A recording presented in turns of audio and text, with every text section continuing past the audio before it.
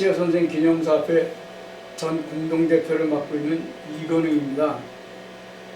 오늘이 116년 전에 일본에게 을사늑약이 체결된 날입니다. 우리가 일본에게 나라를 국권을 빼앗기게 되는 그 과정이 러일 전쟁을 끝내고 난 다음에 바로 조선 친일파들에 의해서 나라를 빼앗기게 된 과정에 대해서 좀 같이 말씀드리려고 합니다.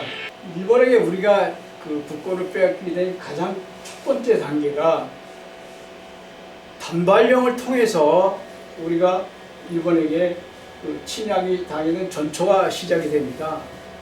그리고 그 당시 일본은 청나라와 전쟁 준비를 하기 위해서 군사비를 대폭 강화하죠. 또 같은 시기에 러시아의 알렉산드로 3세 때 1891년 시베리아 철도공사가 시작이 돼서 1905년에 러일 전쟁이 한참 진행 중일 때 1905년에 부분 개통이 되고 그 다음에 1916년에 유럽의 모스크바를 출발해서 동양의 블라디보스토크까지 9,288km의 전 구간이 개통이 됩니다. 그리고 일본이 그 시기에 청일전쟁에서 승리를 하고 난 다음에 청나라에게 전쟁 배상금으로다가 요동 땅, 그러니까 동북 삼성을 갖다가 차지하려고 하는 것을 러시아가 이거를 막아줍니다.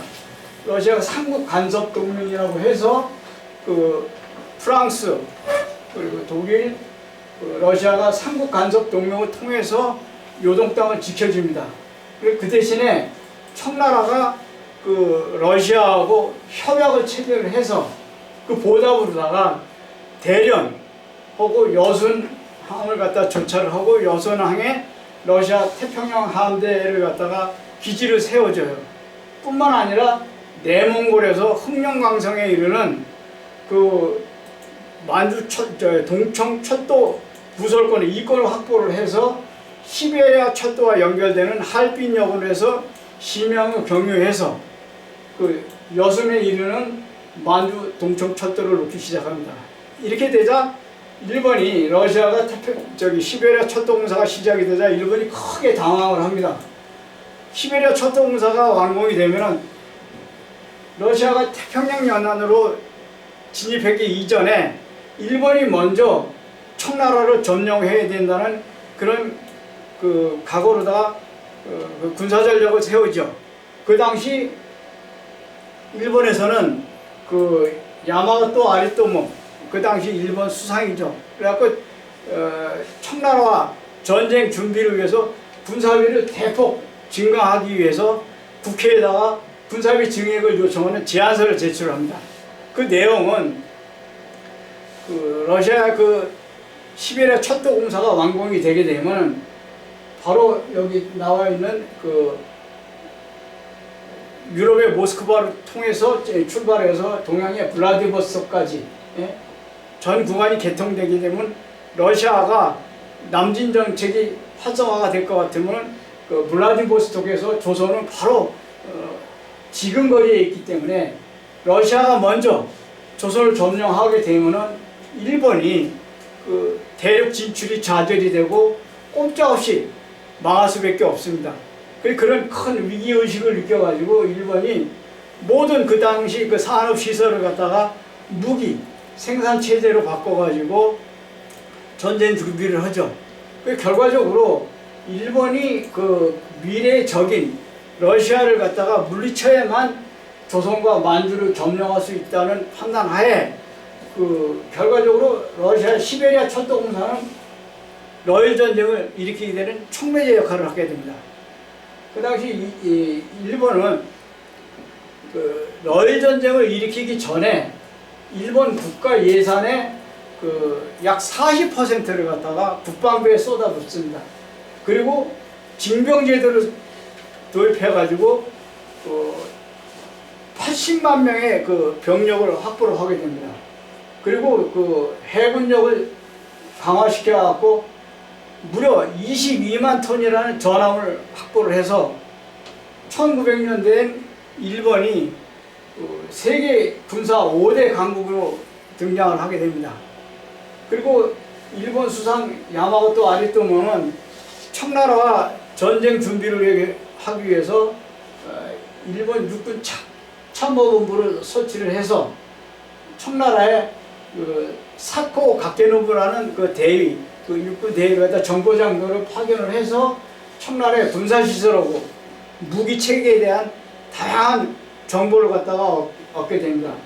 그 당시 일본은 어떤 상황이냐면 영국하고 청나라가 영국하고 아편 전쟁에서 패하다 보면 패하고 난 다음에 홍수전에 태평 천국의 난을 비롯해 갖고 무려 100여 차례 민중봉기가 일어나고 청나라 국력이 엄청나게 약화가 되죠. 그 내용을 알고 일본이 청일전쟁이 이래갖고 우리나라 여기 지금 안산시 대부동에 있는 풍도 앞바다 아산만 전투하고 평양 전투로 승리를 이겨갖고 동북아의 최강대국으로 들어섭니다. 그러나 일본이 한반도하고 만주를 점령하기 위해서는 반드시 러시아라는 강대국을 갖다가 무너뜨려야 됩니다. 따라서 일본이 청일전쟁에서 승리하자 또다시 러시아와의 전쟁을 일으키면서 러시아는 개항한 지 불과 50년밖에 안 된 동양의 약소국 일본이 러일전쟁을 승리하게 되는 그 계기가 세 가지입니다. 첫 번째는 영국의 협조를 얻어서 승리하게 되고, 두 번째는 미국 유대자본에 의해서 승리를 하고, 세 번째가 조선 친일파들에 의해서 승리를 하게 됩니다. 일본은 러일전쟁을 일으키기 전에 영국과 1902년에 영일동맹을 체결해서 영국의 적극적인 협조로다가 승리를 하게 되죠. 일본이 조선을 침략하기 전에 1903년 8월 달에 러시아와 협상을 맺습니다. 그래갖고 러시아가 이게 제시한 것이 뭐냐면, 일본이 조선을 점령하는 대신에 러시아가 만주를 점령할 걸 제안하니까 러시아가 이 제안을 거부합니다. 왜냐하면 러시아는 그 추운 겨울에도 부동항, 얼음이 얼지 않은 그 항구를 갖다, 우리나라는 북한 쪽에는 얼음이 안 얼으니까 그 항구를 갖다 장악하기 위해서 북위 39도선, 여기 나옵니다만은 여기 나오죠. 북위 39도선에서 북쪽은 러시아가 점령하는 대신에 남쪽 39도선 이남은 일본이 점령하자고 역제안을 합니다. 그러니까 일본이 이 제안을 거절하죠. 그리고 협상이 결렬되는 바람에 러시아 여순항에 주둔해 있는 러시아 태평양 함대 기지를 기습적으로 공격을 해서 1904년 2월 달에 러일 전쟁이 벌어지게 됩니다. 그리고 일본은 그 러일 전쟁이 일어나기 전에 영국하고 영일동맹을 맺어가지고 영국이 조선을 침략하는데 영국의 무기는 해주는 대신에 러일 전쟁에 필요한 군사 각종 전함이라든가 군사 정비를 지원해주기로 약속을 합니다. 그 당시 영국은 동북아에서 러시아하고 긴박하게 그 패권 경쟁이 벌어졌는데 누군가 함께 싸워줄 동맹국이 필요했던 거죠. 근데 일본이 먼저 영국에게 영일동맹을 맺을 것을 제안하니까 양국의 이해관계가 절묘하게 맞아떨어져 갖고 1902년 1월 달에 영일동맹을 체결합니다. 그 당시 영국은 산업혁명 이후 세계 최강대국이었어요.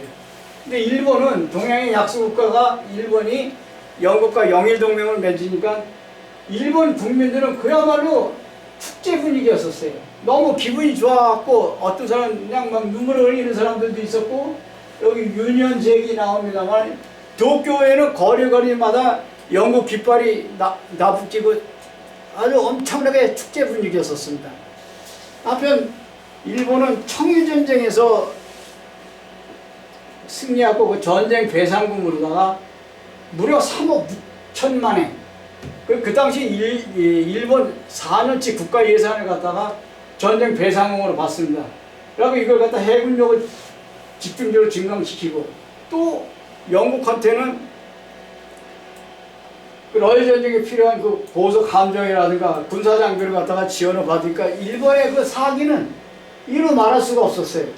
결국은 일본이 동북아의 패권을 잡기 위해서 러일 전쟁을 일으키게 되니까는 그 러시아 그 북유럽의 그 크론슈타트 항이라는 러시아 그 해군 기지에 주둔했던 발틱 함대가 일본 대마도를 향해서 출항을 하게 됩니다. 근데 이 발틱 함대의 규모가 대단해요. 그 인근 지역을 지나가는 모든 나라들이 발틱 함대의 그 엄청난 위력을 보고 깜짝 놀랍니다. 그 당시 이 발틱 함대는 45척의 함정으로 구성이 되어 있었는데 세계 최강이었습니다. 러시아 해군의 상징이죠. 이러한 발틱 함대가 일본을 향해서 출항을 하게 되니까는 그 뭡니까 그 당시 그 러시아는 19세기 초 그 나폴레옹 군대를 갖다가 물리칠 정도로 세계 최고의 그 러일 전쟁 당시 그 해군력과 그 육군을 확보하고 있는 아주 최강대국이었었어요. 근데 이런 그 발틱 함대가 일본을 제압하기 위해서 출항을 하니까 러시아 민중은 물론이고 전 세계 군사 전문가들이 과연 일본이 러일 전쟁에서 승리할 수 있을지 긴장감을 갖고 지켜봤습니다만 결국은 러일 전쟁은 예상 밖으로다가 일본이 승리를 하게 되죠. 그래서 일본이 세계 열강 대열에 동참을 하게 되고 세계 강대국으로 급격하게 부상을 하게 됩니다. 그러면 세계 최강이라고 알려진 이 러시아 발틱 함대가 그 명성에 걸맞지 않게 허망하게 이게 침몰하게 된 그 가장 결정적인 이유가 뭐냐면은 영국과 맺은 그 영일 동맹을 통해서 영국의 식민지 국가들, 전 세계 곳곳에 흩어져 있는 식민지 국가들이 러시아 발틱 함대의 그 항로를 방해하고 입항을 거부했기 때문에 결국은 러일 전쟁에서 러시아가 참패를 하게 됩니다. 그 당시 러시아는 그 영국이 지중해를 장악하고 있었습니다. 지중해를 장악하다 보니까는 그 영국이 스웨즈 운하, 여기 지금 나옵니다만은 스웨즈 운하의 여기 나옵니다. 이게 중요합니다. 이 호르무즈 해역을 갖다 통과해야 되는데 스웨즈 운하를 거쳐서 여기 스웨즈 운하가 원천 봉쇄당하다 보니까는 여기 아프리카 대륙을 갖다가 완전히 우회를 하게 됩니다. 그래서 그 무려 1만 킬로나 되는 엄청난 길을 돌아가는데 이 항해는 그야말로 죽음의 긴 항이었었습니다. 근데 이 러시아의 그 발틱 함대는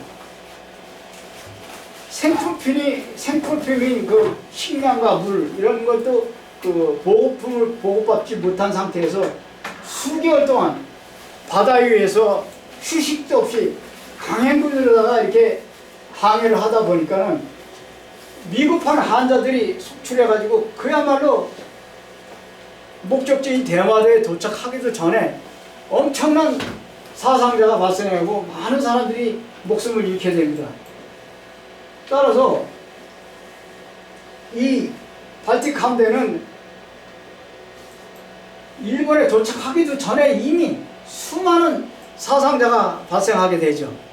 한편 만주 봉천던추에서는 러시아군하고 일본군하고 일본군의 그 뭐라 그럴까 엄청난 그 저항으로다가 전쟁이 장기전으로 가게 되고 많은 러시아에서는 전쟁 비용을 쏟아붓다 보니까 경제가 붕괴가 돼가지고 노동자하고 그 가족들이 살기가 힘드니까 민중봉기가 일어나게 됩니다. 그래서 러시아의 그 상트페테르부르크 거기 광장으로다 15만 명에 대한 군중들이 러일 전쟁이 한참 진행되는 1905년 1월 달입니다. 이때가 니콜라이 2세 황제를 갖다가 만나기 면담을 요청하면서 이 민중 봉기가 일어나는데 이때 러시아 군인들이 그 무장한 군인들이 아무런 무장도 안 한 그 백성들을 향해서 무차별적으로 사살을 해가지고 1000여 명의 대사망자가 발생하는 엄청난 참사가 벌어집니다. 이 날이 피해 일요일 또는 피해 니콜라이라고 불립니다. 이와 같이 러시아는 그 러일 전쟁에 필요한 그 군사 장비를 갖다가 지원해줄 여력이 없죠. 그래서 결국은 이 러시아의 민중 봉기는 러일 전쟁이 패전하는데 가장 결정적인 역할을 하게 되고, 또 일본으로서는 엄청난 그 행운을 얻게 되는 거죠. 러일 전쟁이 그럼 한편으로는 그 크론슈타트함을 출발했던 그 러시아 발틱 함대가 무려 8개월에 걸쳐서 지구 둘레 4분의 3인 3만 킬로를 돌아가지고 대마도에 도착을 합니다. 이때 일본 연합함대 80여 척이 집중적으로 공격을 받아가지고 결국 러시아 발틱 함대는 제대로 싸워보지도 못한 채 개전한 지 24시간 만에 침몰을 하고 무려 6,000명의 사상자를 내면서 패전을 하게 됩니다. 그래서 러일 전쟁의 패배는 결국 러시아 근대 역사를 다시 바꿔 쓰는 도화선이 돼서 결국은 그 볼셰비키 혁명, 짜르 왕조가 300년 동안 이어져 왔던 짜르 왕조가 몰락을 하고 인류 역사상 최초로 노동자 농민이 주인이 되는 사회주의 공산혁명이 일어나는 그 소비에트 연방이 1917년 10월 탄생하게 된다. 이렇게 해서 러일 전쟁의 패배로 인해서 20세기 우리 한반도 역사와 세계의 역사가 바뀌게 되는 전개가 이제 바뀌게 됩니다. 두 번째 러일 전쟁에서 일본이 승리할 수 있었던 것은 미국 유대 자본에 의해서 승리를 하게 됩니다. 러일 전쟁 초기 세계 최강이라고 알려진 러시아의 그 육군을 일본군들이 그렇게 당해낼 수가 없어요. 그리고 러일 전쟁 개전이 되자 그 러시아의 그 맥심 기관총 앞에서 일본군이 무려 6만 명이 사망합니다. 개전 초기에. 그 러시아군은 한 2만 8천 명 정도가 사망을 해요.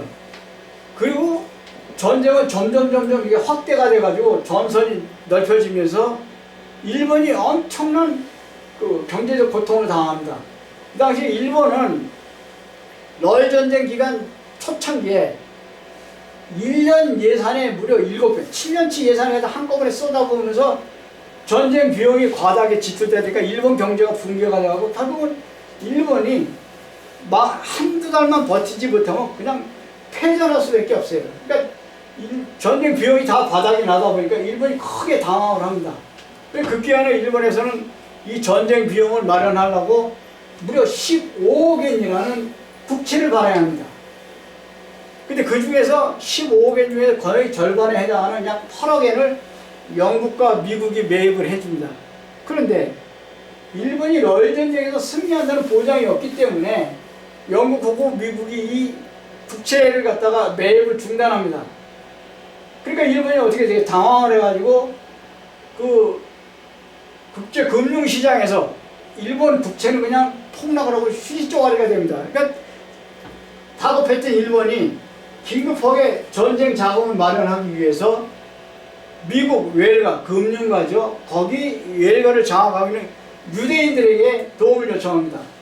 근데 그 당시 일본, 그러니까 이제 미국 유대 금융 최대의 재벌인 제이콥 헨리 시프라는 사람한테 전쟁 자금을 마련해 주고서 요청을 하는데, 이 제이콥 헨리 시프라는 사람은 아주 극단적인 반 러시아 감정을 갖고 있는 사람이고, 러시아 짜르 왕조는 인류의 적이라고 말할 정도로 러시아에 대해서 아주 문제 없이 감정이 안 좋은 사람입니다. 그 이유는 금방 말씀드리겠습니다만, 그래서 제이콥 헨리 시프에게 일본이 전쟁 자금을 갖다 마련해 줄 것을 요청하니까 이 헨리 시프가 자기 스스로를 소개하기를, 나는 독일계 유태인인데 전 미국 유대인 연합회 총회장을 맡고 있고 쿤 로이프사라는 세계적인 금융 제도를 내가 소유하고 있다. 그런데 지금 우리 유태인들이 러시아에서 박해가 대단히 심한데 러시아뿐만 아니라 전 세계에 흩어져 있는 우리 유대인들이 엄청나게 지금 박해를 받고 있지만 그 중에서도 러시아의 박해가 가장 극심하다. 근데 나는 러시아에 남아있는 우리 유대인들을 갖다가 구체련에게서 온갖 애를 썼지만 그렇게 큰 성과가 없는데 만약에 일본이 러일 전쟁에서 승리한다 할 것 같으면 우리 러시아에 남아있는 유대인들이 목숨을 건질 수 있으니 내가 어떻게든지 적극적으로 러일 전쟁에 필요한 자금을 지원해 주겠다고 약속을 합니다. 러시아의 마지막 황제 니콜라이 2세 때 유대인에 대한 학살이 엄청나게 극심했던 것은 세계적으로 널리 알려진 사실입니다. 그 당시 러시아에는 유대인에 대한 조직적이고 광범위하게 대대적인 약탈과 학살이 진행이 됩니다. 이러한 학살을 견디지 못하고 무수히 많은 유대인들이 미국으로 대거 이민을 떠나면서 치를 떨었던 유대인들이 러일 전쟁이 일어나자 일본을 적극적으로 지원하게 됩니다. 러일 전쟁 당시에 전사한 유대인 병사의 유품, 배낭 안에서 나왔던 유품을 점검하다 보니까 일기장이 나오는데 그 일기장에는 슬라브 러시아 병사들이 우리 유대인에 대한 학살이 극심한데 그중에서 우리 유대 병사를 항상 최전방에 내세워서 일본군의 총알 세례를 받게 했다는 그런 내용입니다. 그리고 러시아군이 유대 병사에 대해서 조직적으로 학살을 가하는데 그 학대라는 대가가 소중한 생명이라는 데 대해서 분노를 한다는 그런 일기장 내용에 나와 있습니다. 이런 슬픈 사연이 미국 전 유대인들한테 퍼지게 되고 제이콥 헤리 시프는 이러한 내용에서 분노를 하게 됩니다. 따라서 내셔널 시티 은행이라는 곳에서 은행에다가 제이콥 헤리 시프가 적극적으로 중재를 해서 일본의 국채를 전부 매입하도록 적극적으로 도와줍니다. 그리고 자기 스스로가 무려 제이콥 헤리 시프라는 사람은 2억 달러라는 엄청난 전쟁 비용을 지원해 줍니다. 뿐만 아니라 미국 금융 외가를 장악하고 있는 JP 모건이라든가 앤드류 카네기 이런 유대기업 6곳에서 전쟁 자금을 갖다가 모금을 해서 일본을 지원해 주는데 그 자금이 일본이 러시아와의 전쟁 기간 동안 전체 전쟁 비용 중에 40%를 차지합니다. 그래서 결국은 일본은 이런 유대 자본에 의해서 폐마하기 직전까지 놓여있을 당시에 극적으로 전쟁 자금을 마련해서 러일 전쟁을 승리로 이끌게 됩니다. 그래서 이제 러일 전쟁에서 승리하자 제이콥 헤리 시프는 일본 왕한테 최고 훈장을 받습니다. 그렇게 해서 유대 자본에 의해서 일본이 러일 전쟁을 승리하게 됩니다. 세 번째는 조선 친일파에 의해서 조선 친일파의 협조로 일본이 러일 전쟁을 승리하게 됩니다. 일본이 청일전쟁에서 승리하자 조선에 주둔해 있던 청나라군을 몰아내고 조선 침략에 박차를 가하게 됩니다. 이러다 보니까는 명성황후를 비롯해서 조선의 집권 세력들은 지리적으로 가까운 러시아에게 도움을 요청하게 됩니다. 이러다 보니까 조선 침략에 가장 방해가 됐던 명성황후를 일본군이 1895년 10월 무참하게 살해하는 을미사변을 일으키게 됩니다. 이렇게 되다 보니까는 고종임금님이 신변의 위협을 느껴갖고 4개월 후에 1896년 2월 달에 러시아 공사관으로 몸을 피신하는 아관 파천을 단행합니다. 이때 고종임금님이 일본의 침략으로부터 우리나라를 지켜내기 위해서 러시아에게 도움을 요청합니다. 이때 우리가 용서할 수 없는 이 망고역적 침입파들에 의해서 일본이 러일 전쟁을 승리하게 됩니다. 러시아의 극동군 35만 명이 조선반도를 향해서 공격해 들어오니까 일본군 25만 명이 심양, 지금의 만주 봉천에서 더 이상 러시아군이 조선으로 침략해 들어오지 못하도록 치열한 전투가 벌어집니다. 그 당시 러시아는 450만 명의 병력을 확보하고 있었고 일본이 80만 명의 병력을 확보해갖고 러시아가 5배 이상의 그 육군을 보유하고 있었던 막강했었습니다. 그런데 만주에 주둔해 있었던 러시아군 35만 명하고 일본군 25만 명이 일본군들이 러시아의 중원군이 오기도 전에 속전속결로다가 러시아군을 물리친다는 그런 작전 하에서 치열하게 전투가 벌어집니다.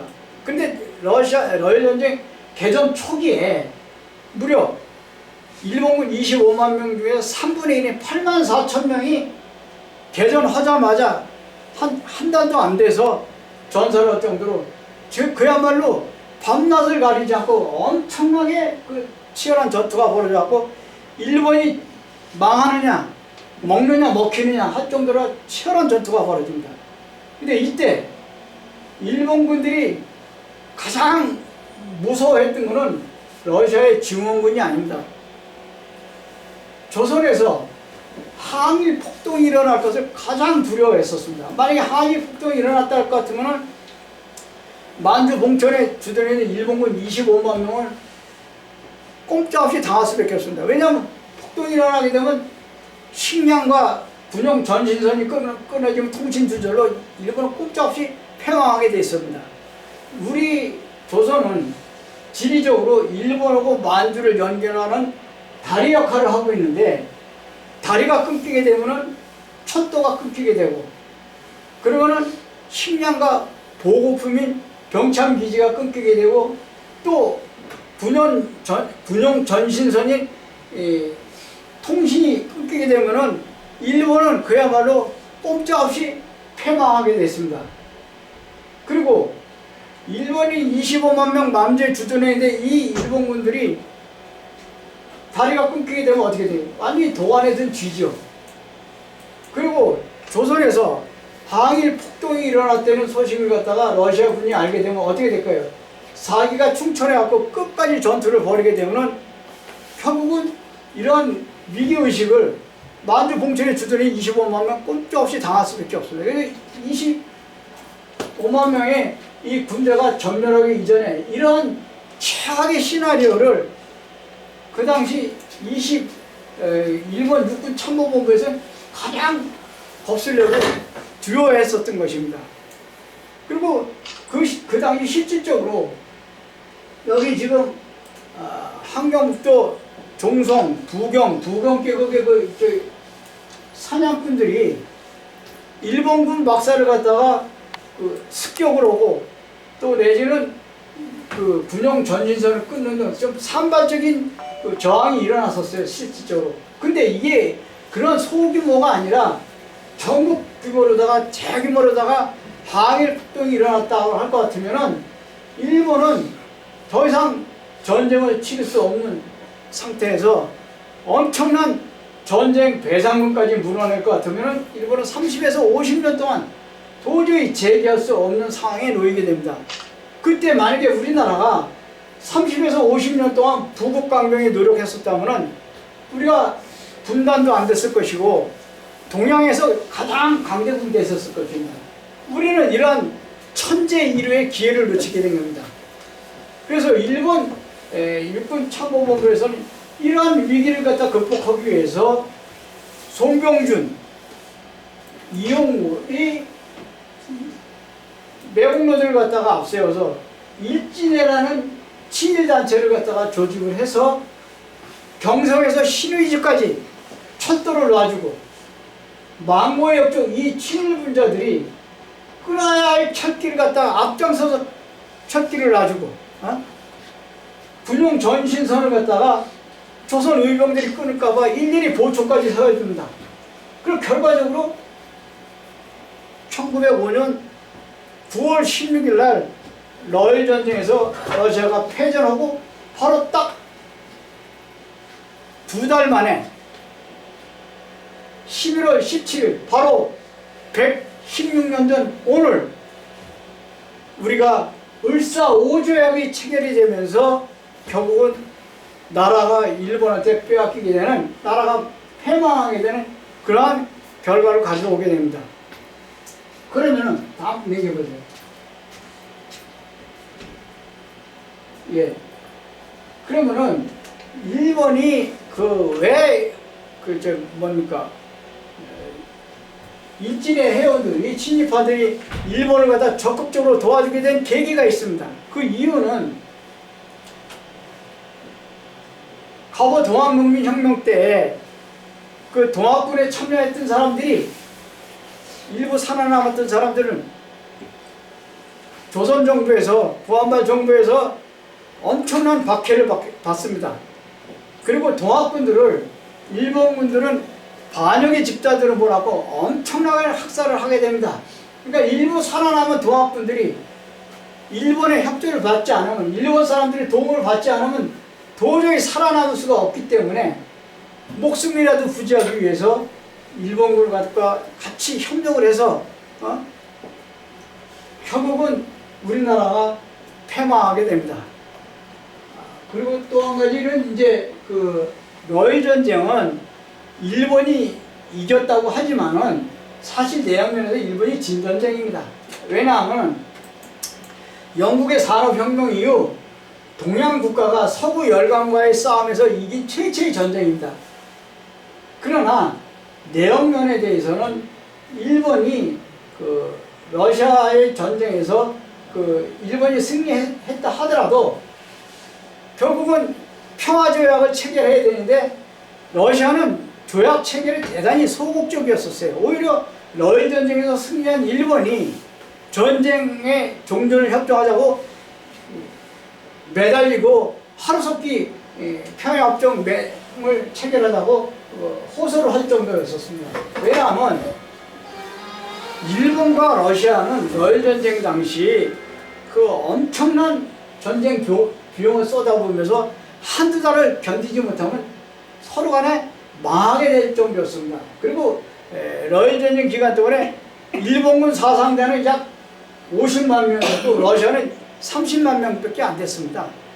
그러다 보니까는 이미 러시아에서는 그 전쟁 비용이 너무 과다하게 지출되다 보니까 경제가 붕괴돼서 민중동기가 일어났고, 일본 역시 전쟁 비용이 다 바닥에 나가지고 15억 엔이라는 국채를 발행할 정도로 대단히 그 경제적으로 이 전쟁을 좀만 더 끌었다면 두 나라 다 멸망하게 놓여 있었습니다. 그래서 그 당시 미국 제26대 대통령 시어로드 루즈벨트 대통령이 미국 뉴햄프셔주 프리머스 포츠담 그 해군 기지에서 일본과 러시아의 종전을 갖다가 중재해갖고 그 대가로다가 이 루즈벨트 대통령 그 이듬해 노벨 평화상을 받습니다.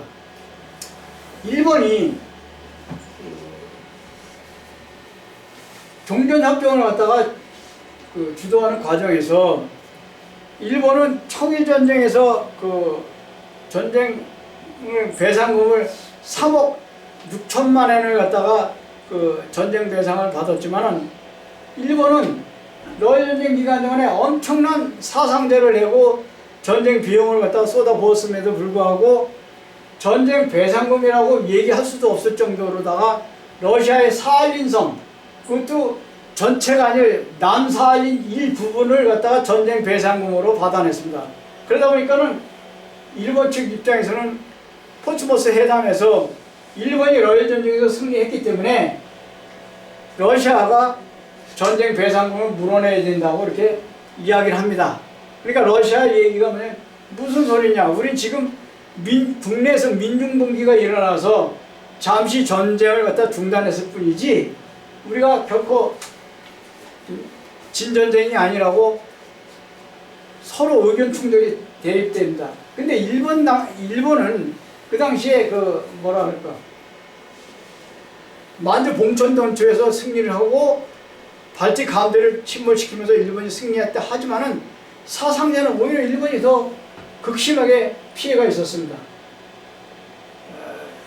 러시아는 19세기 초 프랑스 나폴레옹 군대를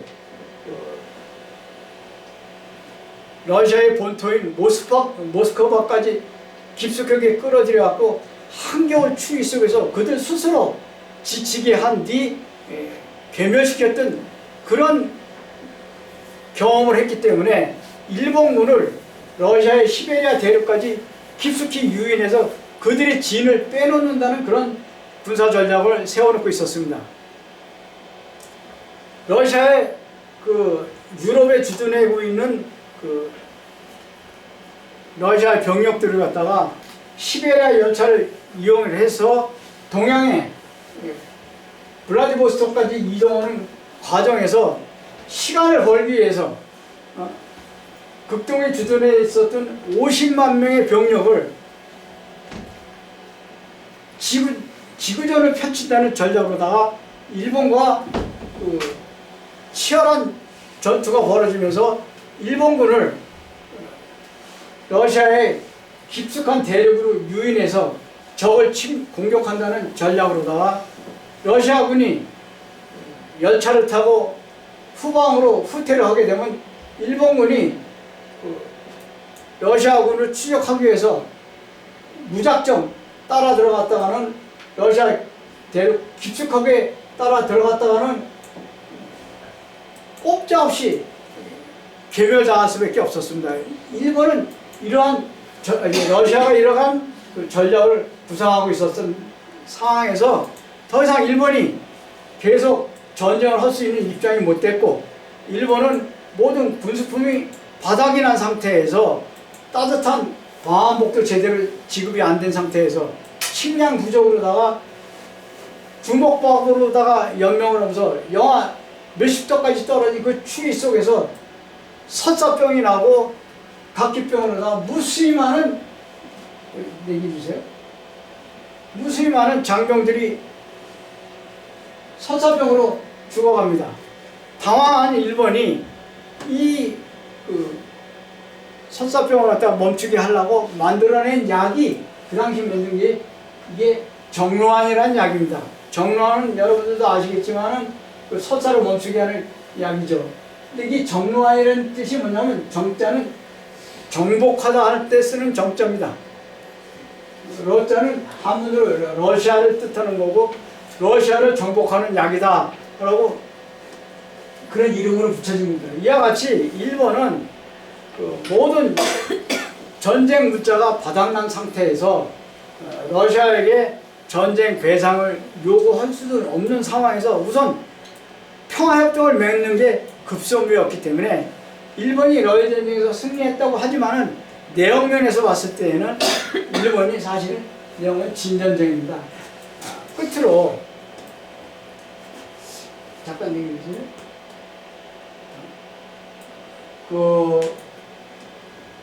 우리나라가 일본한테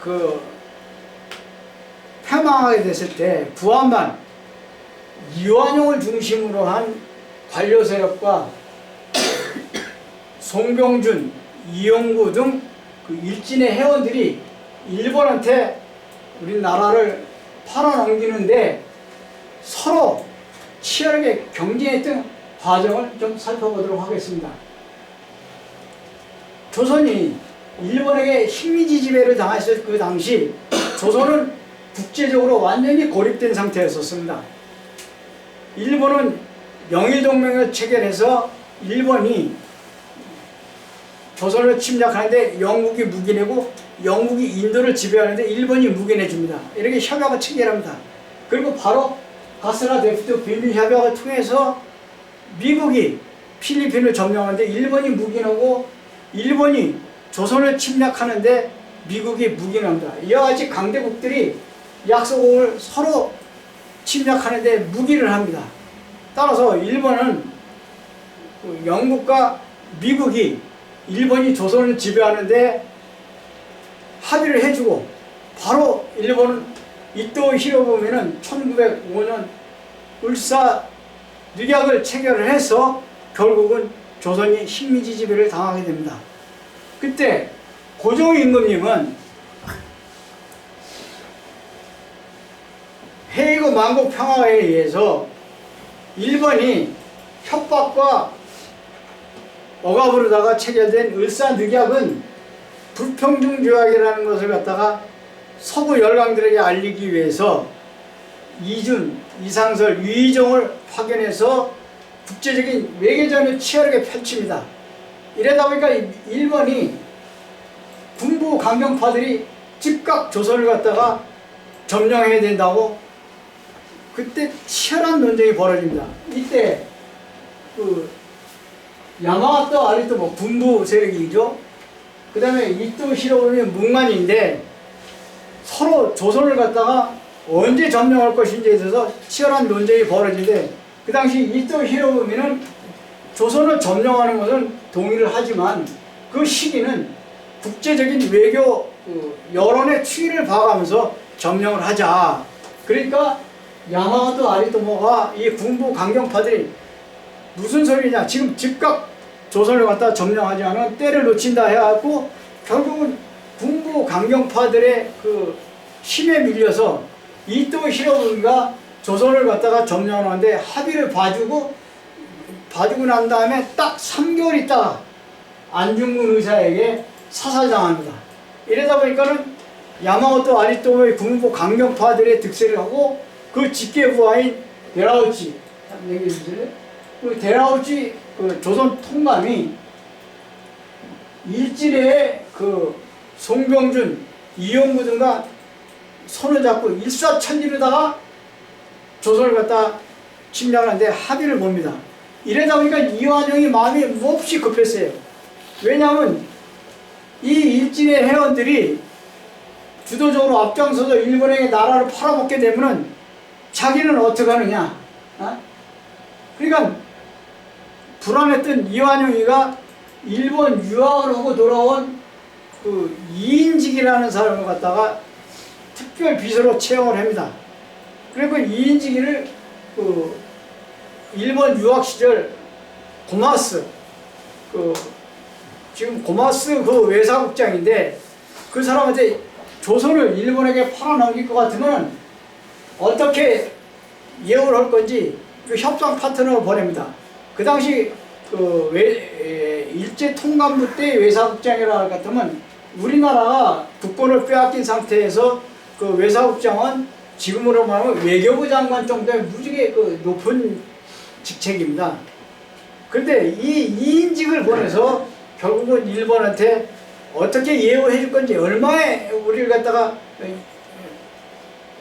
우리를 대우해 줄 건지 그거 협상 파트너로 해서 보냅니다. 근데 여기서 이인직을 우리가 좀 살펴봐야 될 거는 뭐냐면 우리나라 근대 문학 소설의 효시라고 알려진 혈애루의 작가입니다.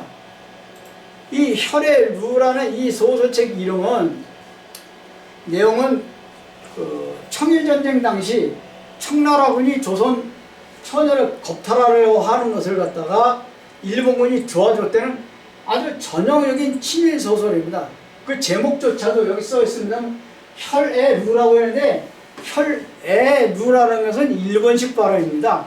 혈루, 피혈자, 눈물루자, 혈루 하면 되는데 이런 친일 소설을 지금 어린 그 자라는 학생들한테 우리나라 근대 문학 소설의 효시라고 배우고 있습니다. 어쨌거나 이 이인지기가 어느 날 그 일본 유학 시절 스승이었던 도마스 외사국장 집을 몰래 찾아가 갖고 대뜸 하는 말이 일본이 조선을 합봉하는 것은 너무나 당연한 일이다. 왜냐하면 조선은 청나라에게 300년간 지배를 받고 있었었는데 일본이 청일전쟁에서 승리를 했기 때문에 일본이 청나라를 대신해서 조선을 갖다가 점령한 건 너무나 당연한 이치다.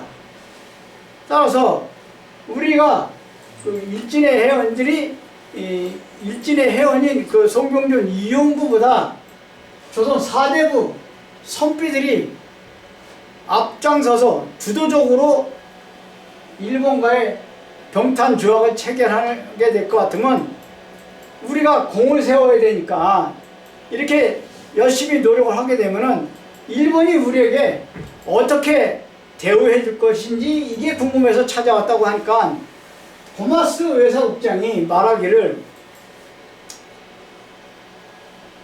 한일 합방 과정에서 공로를 세운 사람들에게 등급에 따라서 엄청난 양의 그 은사금을 갖다가 주겠다.